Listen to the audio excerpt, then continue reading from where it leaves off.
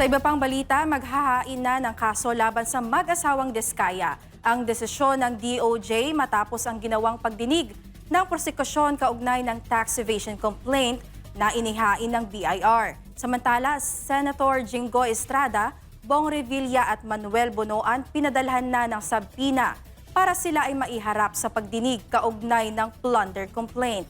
Si Margot Gonzales magbabalita.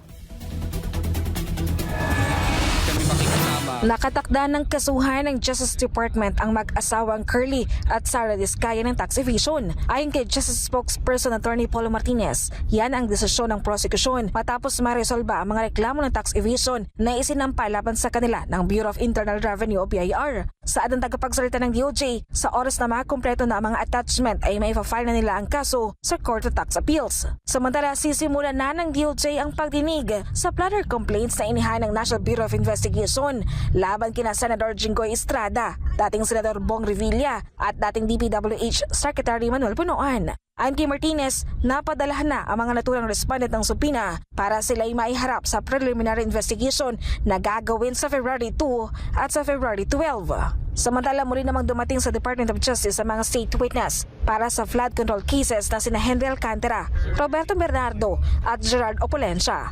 Ayon sa DOJ, ang patuloy nilang pagharap sa hensya ay may kaugnayan sa kanilang admission sa Witness Protection Program bilang state witness. Para sa Diyos at Pilipinas Kumahal, Margot Gonzales, SMNI News.